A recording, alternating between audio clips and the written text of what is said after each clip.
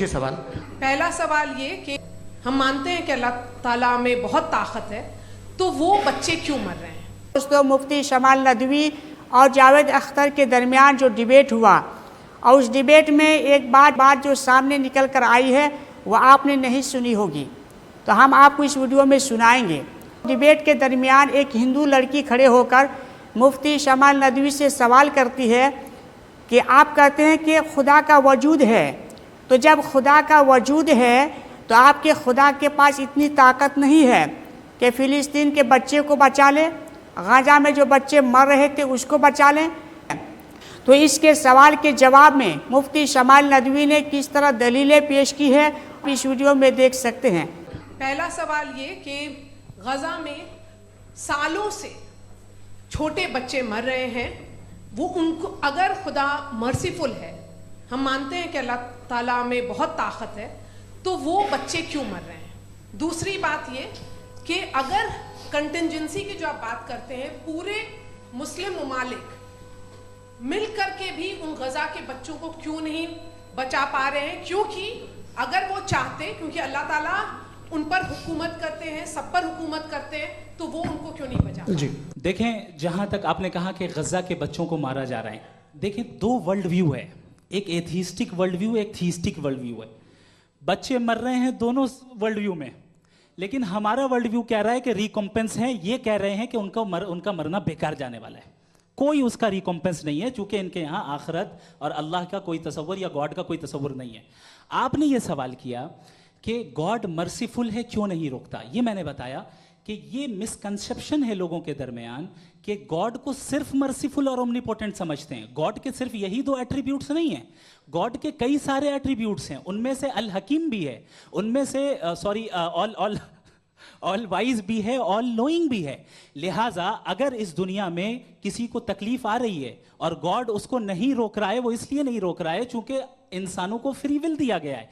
ठीक इसी तरीके से अगर एक डॉक्टर किसी छोटे बच्चे को इंजेक्शन लगा रहा है, उसे तकलीफ पहुंच रही है, उसके लिमिटेड पर्सपेक्टिव के एतबार से यह गलत हो रहा है और डॉक्टर बुरा है। लेकिन जब आप ब्रॉडर पिक्चर को देखेंगी, आपके और हमारे पास सिर्फ एक पिक्सल है, हमें इतना नजर आ रहा है कि गजा में कत्ल हो रहा है, लेकिन इसके पीछे कितना रिकॉम्पेंस उनको मिलने वाला है, पूरा पिक्चर गॉड के पास है। यहाँ पे गौहर रजा साहब हैं, वो भी एक सवाल पूछना चाहते हैं। मैं जावेद साहब से डिसएग्री करता हूँ, इसलिए जावेद साहब से सवाल पूछ रहा हूँ। आपका सवाल जावेद अख्तर साहब से। और सवाल ये है मेरा कि जावेद साहब ने कई बार लॉजिक का इस्तेमाल किया कि साइंस में लॉजिक है और रिलीजन में लॉजिक नहीं है। मेरा ख्याल ये है कि रिलीजन में भी लॉजिक है, लेकिन उस लॉजिक की बेसिस ये है कि आप रुक जाते हैं, जिसका जिक्र जावेद साहब ने बार बार किया, यानी खुदा के तसव्वुर पे आते हुए, गॉड के तसव्वुर पे आते हुए रुक जाते हैं। और इसमें सवाल पूछना मतलब फॉरबिडन होता है। सवाल ये है कि क्या जावेद साहब इससे एग्री करते हैं कि साइंस की लॉजिक अलग है और रिलीजन की लॉजिक अलग है? देखिए, तीन चीज़ें हैं, साइंस है, एक है मंतिक है, इस्तिदलाल है, और एक जो है कुछ भी नहीं है, फेथ है, अकीदा है। मैं अकीदे की लॉजिक का कायल नहीं हूँ। मुझे आप इस्तिदलाल से, लॉजिक से, रीज़न से समझाइए, मैं मानने को तैयार हूँ, मेरा क्या नुकसान होगा। लेकिन ये कि अकीदे पे मैं नहीं जा सकता हूँ। अकीदे का मतलब है कि तुम ये मान लो, सवाल ना करो, ये नहीं। आप सारी बातें करके, बड़ी साइंटिफिक बातें करके एक जगह जाके खुदा के हुदूद पे रुक जाते हैं, सरेंडर कर देते हैं। मैं सरेंडर करने को तैयार नहीं। That's all. दीपक, हाँ पूछिए। बस आपसे एक सवाल है, जैसे थीस्टों के पास अपने जो ईश्वर को मानते हैं, उनके पास अपने सोशल गेट टुगेदर्स हैं, 5 रोज़ आज क्रिसमस आने वाला है, होली है, दिवाली है, ईद है। एथिस्ट क्या ऑफर कर रहे हैं? मतलब मैं इनकी दुकान से बुरू में आना चाहता हूँ उस तरफ, पर मैं अट्रैक्ट नहीं हो पा रहा हूँ। मैं सोशल गेट टुगेदर्स क्या है आपके पास?